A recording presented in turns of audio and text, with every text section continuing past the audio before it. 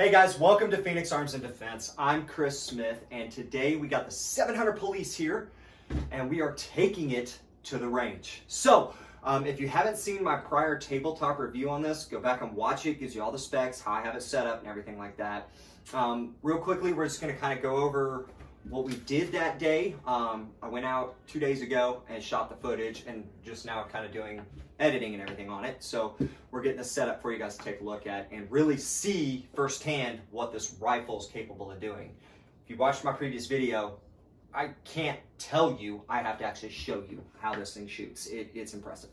So with that being said, we walked it out to 929 yards, and it did very well out there. I wasn't using the best loads. These are my own hand loads, which we'll go over here in a second. But I was trying to get a baseline for what I wanted to do and how I wanted to further my loads.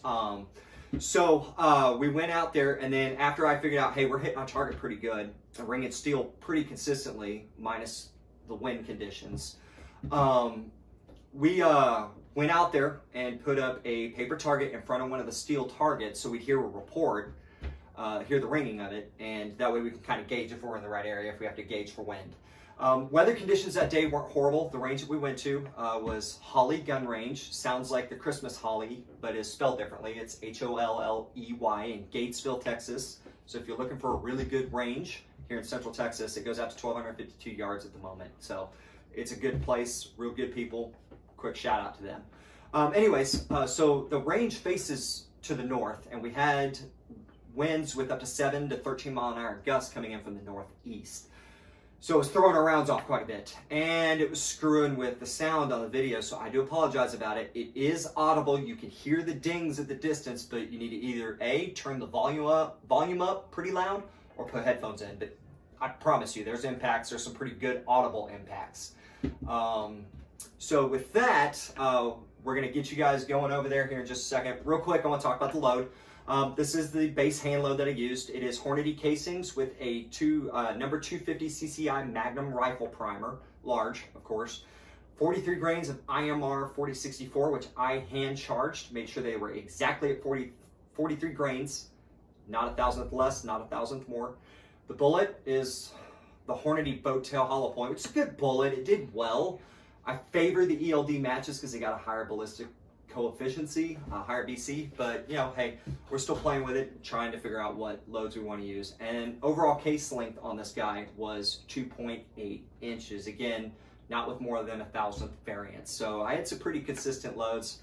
Didn't have a chronograph. I'm working on that, so hopefully I'll get you guys some chronograph later in an ammo review. Anyways, enough about that. Enough talking. Let's show you guys what this thing can do. Let's go to the range.